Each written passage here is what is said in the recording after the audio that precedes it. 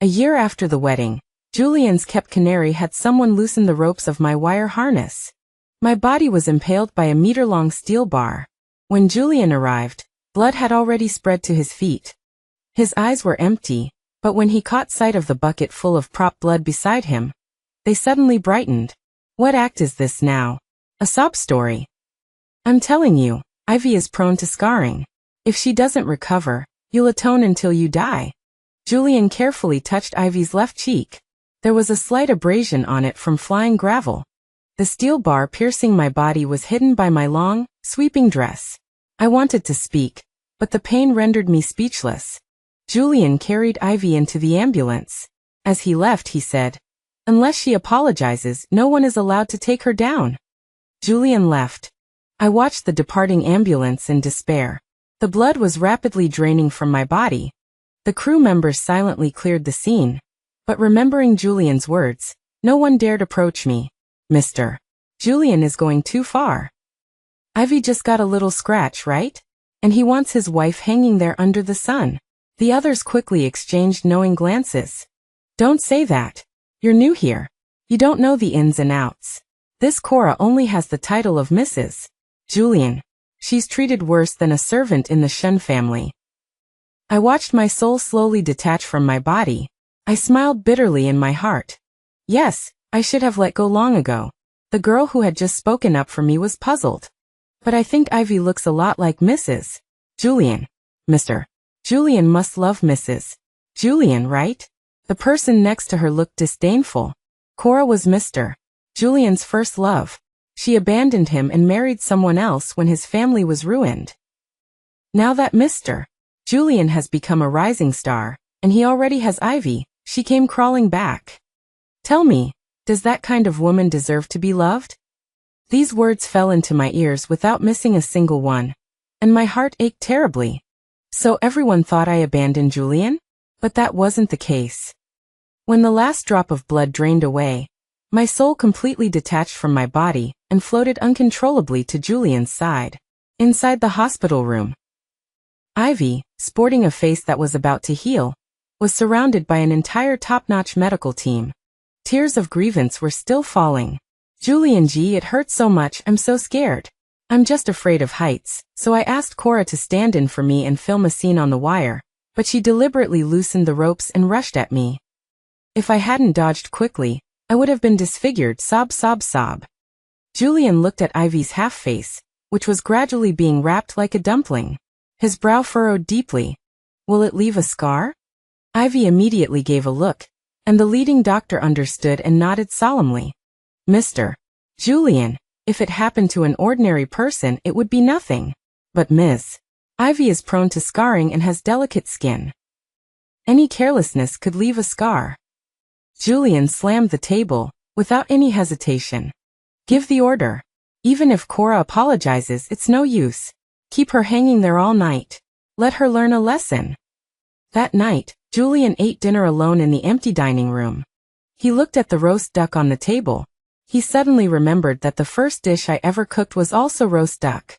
But I burnt the duck completely black, carbonized it. Julian couldn't help but laugh, and the words I said that year immediately echoed in his mind. "Don't laugh at me. Otherwise, when we graduate and get married next year, I'll make roast duck for you every day." Julian's chopsticks froze in midair. The roast duck fell onto the table, and his eyes suddenly turned red. "Liar!" Julian closed his eyes, not knowing what he was thinking, and then he opened them and sighed softly. He picked up his phone. "Did Cora apologize? If she knows she's wrong, take her down." The person on the other end sounded sluggish, with a hint of panic. Mr. Julian, Mrs. Julian hasn't said a word. She's been motionless." Julian's knuckles on the phone turned white. "What about dinner? Did she eat?" The voice was still soft. "No, Mr. Julian." Julian squeezed out a cold smile from between his teeth. "Good, she's still using a hunger strike to throw a tantrum at me. How did you treat me back then?" Julian covered his unfocused right eye, and my heart trembled. Speaking of which, his family's ruin, including his eye, was all because of my blindness. The year we graduated from college, Julian's parents' second venture failed again. They were forced to jump off a building after accumulating a large debt. Only Julian was left to face it alone. The classmates around me all begged me to help him. They all knew that with my family background, that amount of debt was nothing. But I left. I didn't even say goodbye to Julian. I quietly left the country. The day Julian found out, the debt collectors happened to block the door. He held his phone and repeatedly dialed my number. His expression slowly changed from disbelief to utter coldness. Finally, Julian personally gouged out his right eye, and his ruthless reputation spread. The loan shark boss appreciated him, exceptionally gave him a 3-year deadline, and loaned him a business startup fund. Now, not only had he cleared his debt, but he had also become a rising star in the business world with his own means. No one knew the hardships and twists and turns in between. Julian looked up, the moisture in his eyes disappearing. Okay, you tell Cora, she can starve herself for the rest of her life if she has the guts. Everyone will be happy. I smiled bitterly. Tears welled up from the corners of my eyes. Julian. So you hate me that much? Good, I have fulfilled your wish. Everyone is happy. During the year I returned to Julian's side, because of that unclarified past. Even though he brought other women home every night, I still lowered myself and played the humble servant, willing to serve them. I always believed that after the storm comes the rainbow. Julian would turn back into the familiar person I knew. But it wasn't until I was pierced by the steel bar, when Julian left without hesitation, that I realized how wrong I was. Julian, loving you is really exhausting. Suddenly, my soul began to tremble, and a dense, numbing pain came from every part of my body. It felt like being torn apart by something. I instinctively grabbed at Julian in front of me, but my body passed right through him without leaving a trace. The next morning, the phone rang shrilly. It was the staff member left at the film set to watch over me. Mr. Julian, something bad has happened. Mrs. Julian has disappeared. There's just a costume hanging there. And there's a pack of wild dogs below. Julian woke up instantly, his voice hoarse and unrecognizable. What did you say? At the same time, news came from the hospital. Mr. Julian, please come quickly. Something has happened to Ms. Ivy. Julian ignored the doctor's words, holding his phone, his heart pounding. He knew I was afraid of missing his messages, so I always had my phone with me. But from yesterday until now, I hadn't sent him a single message. Julian stared blankly, scrolling up through the chat history, filled with my own fragmented words. Good morning, Julian. I specially learned how to make egg custard tarts today. Try them later. Julian, it's our wedding anniversary today. Aren't you coming back? The last one stopped at yesterday afternoon. I said. Julian, I'm going to replace Ms. Ivy for the wire work. I don't know why, but I feel so uneasy. Do you think I'll have an accident and die? Anxiety surged like a tide. Julian's fingers trembled as he made the first phone call to me since we got married. No one is answering. Julian stood up abruptly and ordered the driver to get the car ready. But halfway there, Ivy called sobbing. Julian, Cora. Cora came to the hospital. She wants to kill me. When Julian arrived at the ward, Ivy was covering half of her scratched face, crying her heart out. Julian, look, this is the note Cora just left. She wants to kill me. On the note, Julian recognized my handwriting at a glance. He breathed a sigh of relief, but the hand holding the note gradually turned white. It said, Julian, I think you're disgusting. Don't you love messing around with your canary? I'll ruin her face first, then kill her. Julian sneered. He's disgusting? What about the account of me betraying him and marrying another man back then? Back then, Julian and I were the model couple everyone envied in school. When I left him, I was already pregnant. Julian looked at his chat box with me and laughed angrily. Cora, you're still the same as before. You just love teasing me, seeing me freak out. Is it fun? A woman who jumped into another man's bed in the blink of an eye. In the 7 years you left me, you've been thoroughly used, haven't you? Saying I'm disgusting, you're not worthy. I gasped for breath, my fragmented soul barely recovering from the pain of being torn apart. Julian's words almost shattered it. I didn't expect that he would assume it was me based on just a note, without even investigating. Even more, I never imagined that after knowing him for 12 years, Julian would think of me so viciously, would say such things to me. I covered my numb heart. Tears fell uncontrollably. Julian. I regretted it, regretted ever falling in love with you. Julian pulled off his belt, held Ivy's head down, and sent me photos unscrupulously. He wrote, "You don't have the right to tell me what to do. I give you half an hour to get over here, bring condoms and serve me and Ivy. Otherwise, you can forget about the title of Mrs. Julian. 10 minutes, half an hour, an hour." The messages sent still sank without a trace. Julian stared at his phone with bloodshot eyes. At the door, Ivy, dressed up beautifully, shyly reappeared in front of Julian, biting her lip coquettishly. "Julian, I'm ready, let's go." Julian expressionlessly swept over the large expanse of whiteness she deliberately revealed, but saw a face that was 70% similar to mine. Julian's eyes deepened slightly. Then he gritted his teeth and said, "Call the media. I want to have a wedding with Ivy." I understand Julian. He is trying every possible way to force me out. Sending threatening photos and information on the phone didn't work, so he's going to do it for real. He wants me to feel a sense of crisis and appear at the wedding. Julian firmly believes I am greedy, materialistic, and only want to preserve the title of Mrs. Julian. But too bad. I don't want the position of Mrs. Julian anymore. Julian's current status is among the best in the industry. His wedding. In just 2 hours, it was decorated luxuriously and extravagantly, with every seat below the stage filled. Ivy stood beside Julian, incredibly happy, wearing a wedding dress. The media reporters seized the opportunity to interview Mr. Julian. "It is well known that you have already married Cora, so what is this wedding today?" Julian stared at the crowd below. His eyes were sore, but he couldn't find any trace of me. "Good, let's see how long you can hold out." Julian, who never liked to be ostentatious, directly and generously hugged Ivy. "Holding this wedding today is to tell everyone, the person I love is Ivy. As for Cora, I will divorce her after the wedding." The whole place was in an uproar. Ivy was overjoyed, her face almost split from smiling. She had long heard that Julian had a white moonlight that he couldn't get, so she risked cosmetic surgery to look like me. Originally, she just wanted to use Julian to make her famous.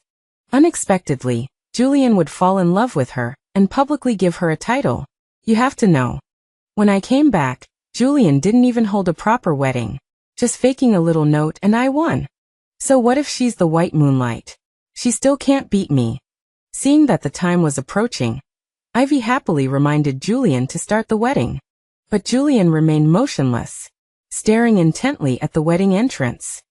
He didn't believe I could resist coming. Finally, a shadow appeared, and Julian revealed a triumphant smile. But the person who appeared was a little girl. The little girl walked all the way to the stage, her face bearing a serenity far beyond her age. "Whose child are you? Don't come here to cause trouble. Hurry up and leave." Ivy frowned and shooed her away. The little girl completely ignored her, pointing at Julian with a small finger. "I'm looking for him." Julian scrutinized the little girl's appearance, which was incredibly similar to mine, his heart pounding like thunder, strange thoughts flashing through his mind. "Who are you? What do you want with me?" The little girl said, word by word. "I'm here to invite you to Cora's funeral." Julian seemed not to have heard clearly and asked again.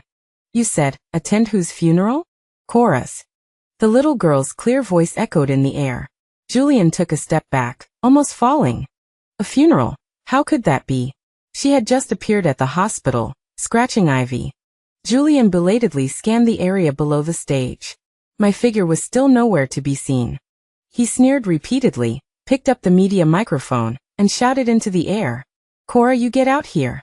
I know you must be hiding nearby, sending a little girl to disrupt my wedding, right?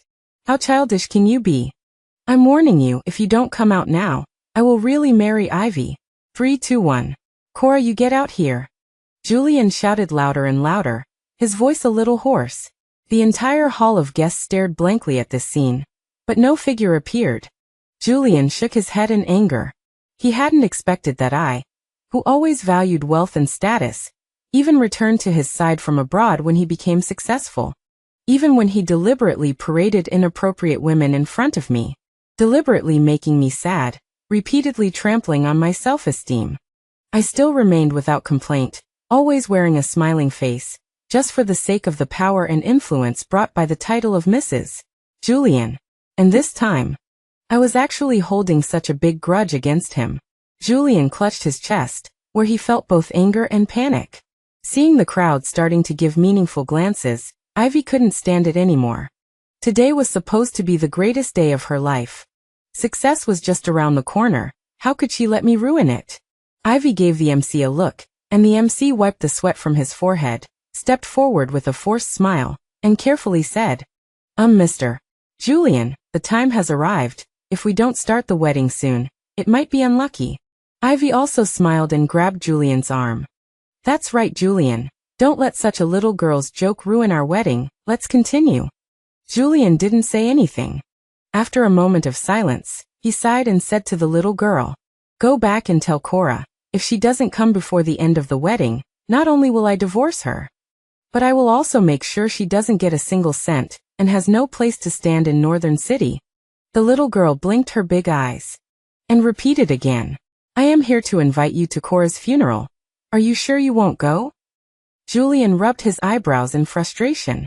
No, I won't. What's your relationship with her? The little girl said clearly, Cora is my mother. My soul floated beside my daughter, wanting to reach out and touch her one last time. But it was in vain. Daughter, I'm sorry, I wasn't a good mother in this life, unable to protect you, but thankfully, you still have a father. I looked at Julian with hopeful eyes. Julian's hand paused, carefully examining the little girl in front of him, and asked in a trembling voice, How old are you this year? Who's your father? 7 years old. My father is Donovan. Donovan, the man I married after I left Julian. The glimmer of hope in Julian's eyes died out. How ridiculous. For a fleeting moment, he actually thought the child in front of him was his and my child. Cora, you aborted our child, and directly had another child with another man. You really have no heart. No, it's not like that. I shook my head repeatedly, but no one could hear me. Julian seemed to have suddenly been drained of his strength, almost falling directly off the stage. Ivy quickly grabbed him, looking at my daughter with a smug and mocking expression. I was wondering why she's so annoying. Turns out she's Cora's bastard child with someone else. Your mother has repeatedly opposed me, trying to steal Julian from me. Even deliberately trying to disfigure me, wanting my life. They say the mother's debt is repaid by the daughter. Today, I have to teach you a good lesson on behalf of your mother. With things having reached this point, the guests and media reporters below the stage had long discreetly left the scene. No one dared to linger or film any longer. Seeing Ivy taking my daughter away, I was as anxious as an ant on a hot pot. I don't know why, ever since my soul separated from my body, I've only been able to closely follow Julian. Wherever Julian is, I am forced to go. Now that Ivy has taken my daughter away, I can't follow her to check on her. According to her personality, my daughter will definitely be in danger. Julian. Julian. I anxiously pressed myself against Julian's ear and shouted, praying that he would come back to his senses and go to see my daughter. But he didn't. He slumped straight onto the stage, his eyes vacant, muttering to himself, Cora, you are really cruel, betraying me. Killing our child wasn't enough. You even let your child with another man deliberately come to anger me. I knelt in front of him, tears of anxiety streaming down, shouting desperately, She's your daughter. She's in danger now, you have to go save her. At the same time, my daughter's heart-wrenching cry came from behind the stage. The loud noise finally brought Julian back to his senses. He looked around, following the sound. But before he could reach the back of the stage, the police called. Hello, is this Mr. Julian? We have discovered a large amount of blood at the film set. We need you to come in and cooperate with the investigation. Crew? Bloodstains. Julian frowned and stopped in his tracks. He asked in detail about the specific location of the discovery, and when he learned that it was exactly where I was doing the wire work, his heart pounded uncontrollably. Why? What was going on? Wasn't all the blood he'd seen before just stage blood? After so many years of violent storms, Julian had never felt so flustered. Without hesitation, Julian went straight to the police station. I looked towards the room my daughter was being taken into, anxiously, but unable to get any closer. My soul followed Julian directly. Upon arriving at the set, the police pointed to the location of the bloodstains. Analyzing the situation in detail with Julian. The steel bar that had been standing on the ground was gone. Clearly, it had been deliberately removed. Now all that remained there was my costume. The police officer's expression was serious. Mr. Julian, according to the amount of blood loss and the surrounding conditions, the person certainly couldn't have survived. And we also found several stray dogs nearby. After comparing the bloodstains on their mouths, we confirmed it was the same person.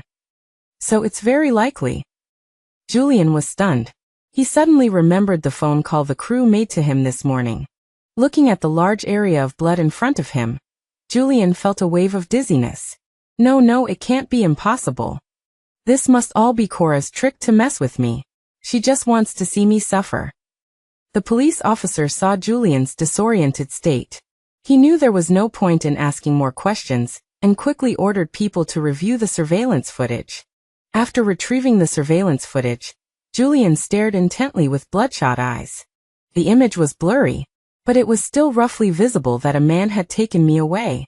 Julian breathed a sigh of relief, a confident smile appearing on his face. He knew it. This was all my trick. There was no way I could have died just like that. But when he followed the police tracking the surveillance all the way to the location, Julian's face changed. A funeral home? Julian violently pushed open the door. The first thing he saw was a huge black and white photo of me, hanging in the center. And below it was a coffin. Donovan wasn't surprised to see Julian. His eyes just held an undeniable hatred. "You've come," Donovan said coldly, pointing to my memorial tablet. "Offer incense to Cora." Julian carefully surveyed the scene, as if looking for something.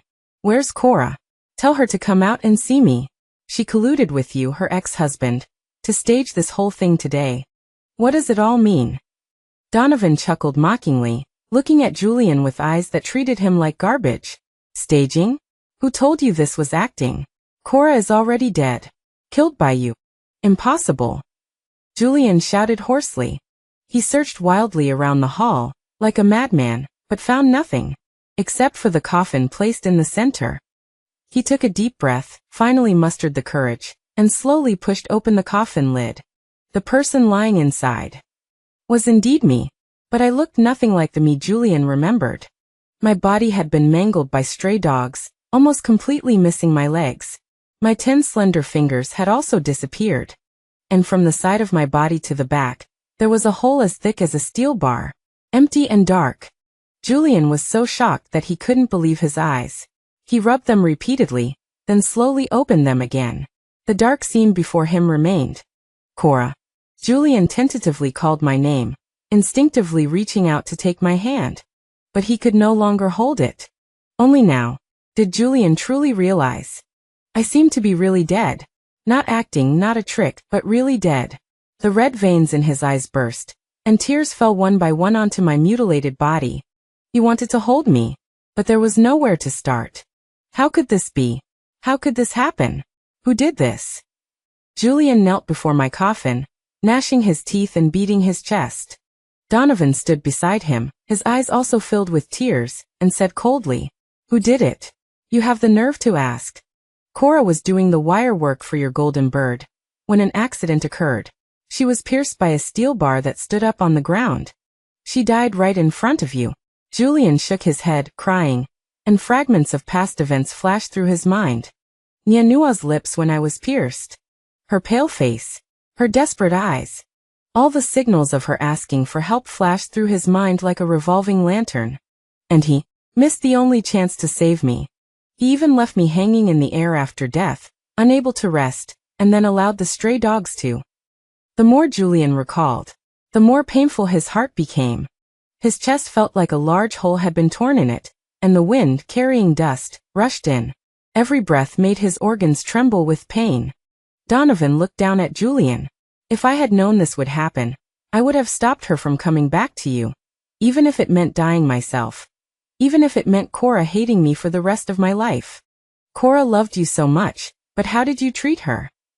Not only did you make her suffer grievances for the past year, but now you directly took her life. Something in Julian's mind snapped. He stood up and punched Donovan directly in the face. What right do you have to say that? If it weren't for you back then, Cora wouldn't have left me, and I wouldn't have hated her. You had her, and if you had cherished her and lived a harmonious life for 7 years, why would she have come back to me? What right do you have to blame me here? Donovan wiped the blood from the corner of his mouth. Without a word, he kicked Julian and spat on him. Pa, I really didn't expect you to be such a scum. It was a curse for Cora to fall in love with you. Why did Cora come back to you? Don't you know? These days I've been with her, it's only been a marriage in name. Because Cora has always loved you. Julian was stunned for a moment, asking in disbelief. What are you saying? All these years you and Cora? Impossible. If that's really the case, then why did she choose to betray me and marry you back then? Donovan sighed, his gaze falling on my coffin, or seemed to be speaking to my soul across the coffin. I'm sorry, Cora. I promised you before that I would never reveal the truth, but now you're dead. I don't want you to die like this without knowing why, and as for your family, I will definitely protect them. I pursed my lips. Tears welled up in my eyes. Julian was confused by these words. What do you mean? What does Cora leaving me have to do with her family? Donovan picked up incense and bowed to my memorial tablet again, and finally spoke the truth. When Julian's parents' second venture failed, and they were heavily in debt, I immediately went to my parents and asked them to help and settle Julian's debts. At that time, Julian and I were an enviable couple, a talented man and a beautiful woman, but my family had never been optimistic about it, and had always wanted me to separate from Julian. Nothing else.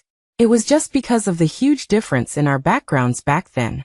My parents thought I was young and didn't understand, and was bewitched by Julian's appearance. Seeing Julian in debt, my parents were even more opposed. At that time, I even went on a hunger strike at home, not eating or drinking for 3 days and 3 nights.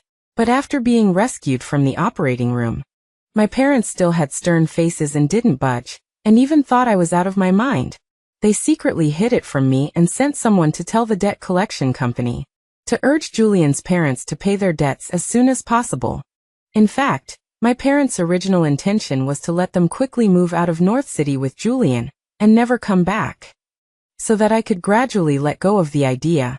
But who knew that Julian's parents were psychologically fragile and couldn't withstand the pressure, and directly chose to jump off the building and commit suicide. When things developed to this point, my parents didn't need to say anything more. I knew very well in my heart, Julian and I were probably impossible in this lifetime. Later, in order to help him get through the crisis, I agreed to my parents' request, went abroad, and married the marriage partner they had already chosen for me, in order to avoid unnecessary trouble later.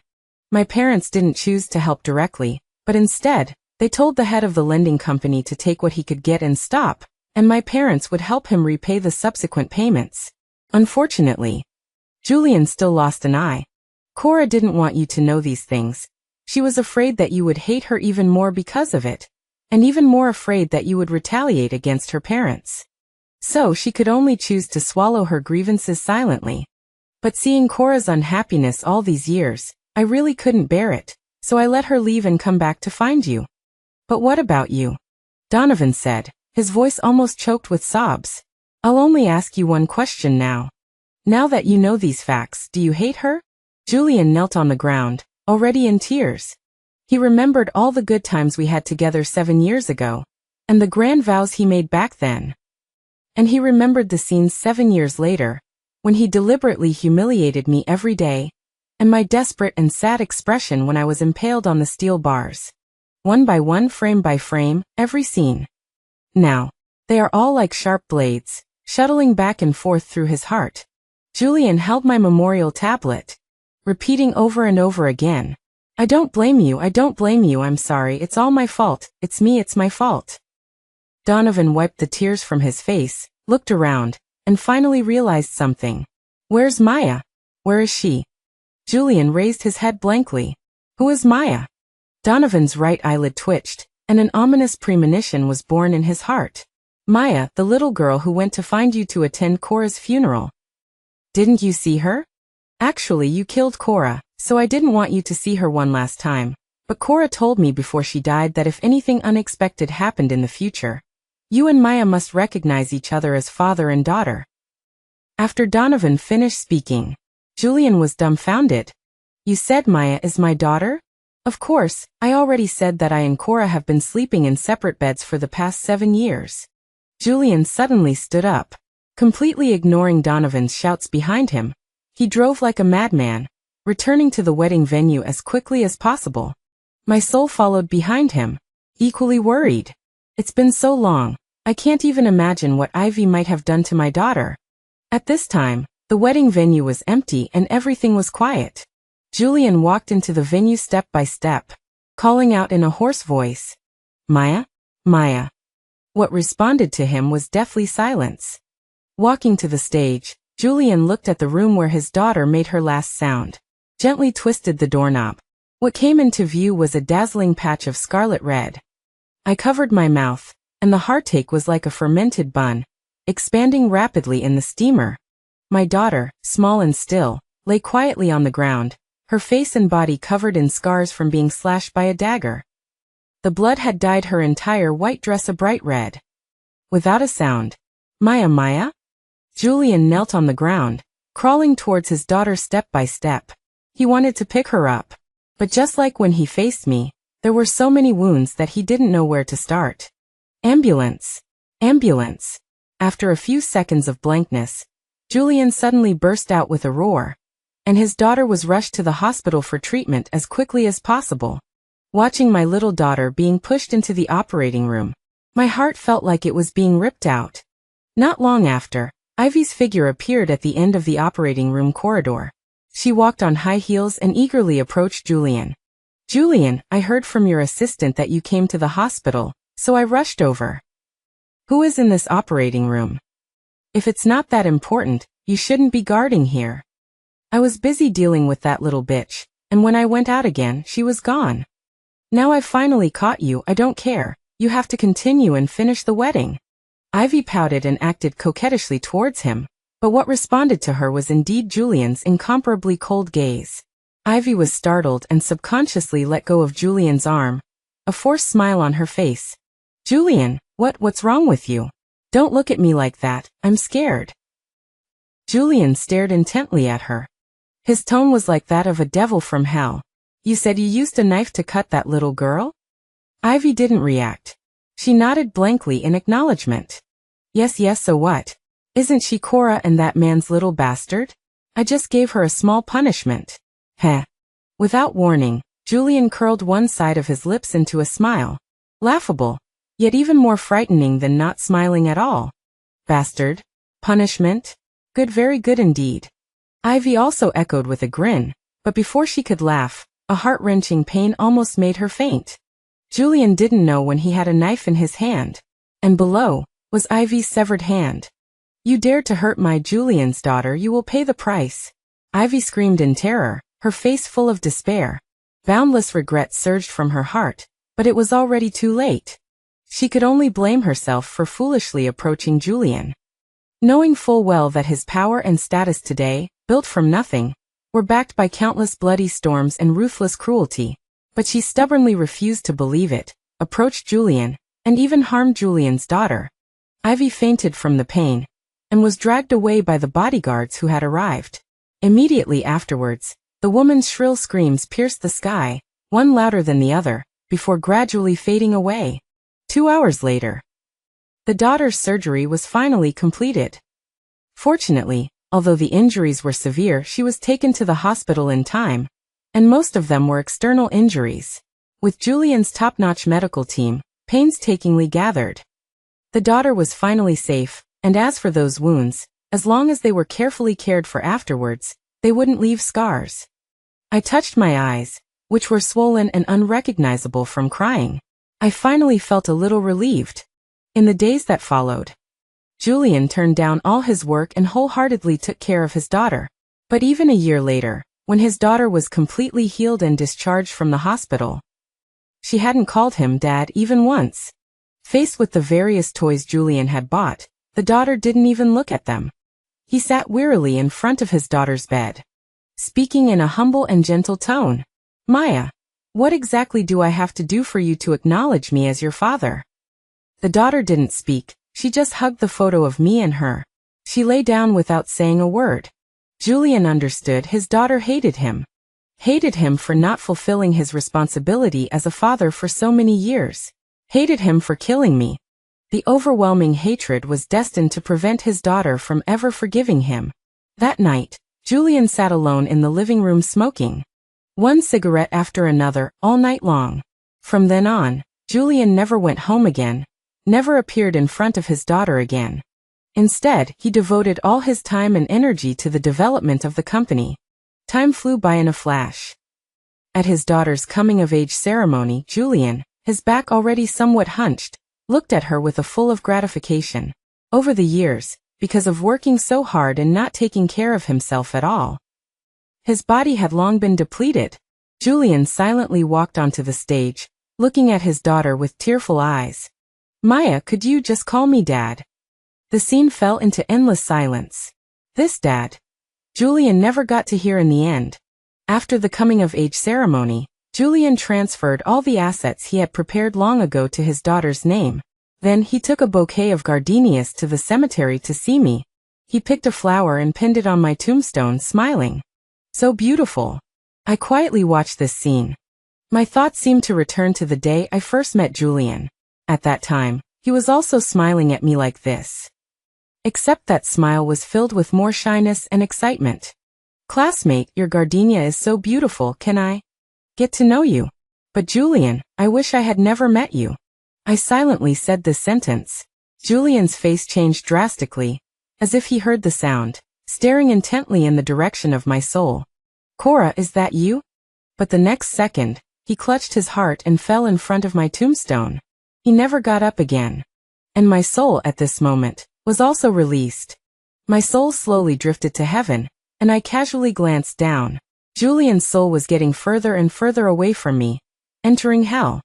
Next life's reincarnation. Julian, I never want to know you again.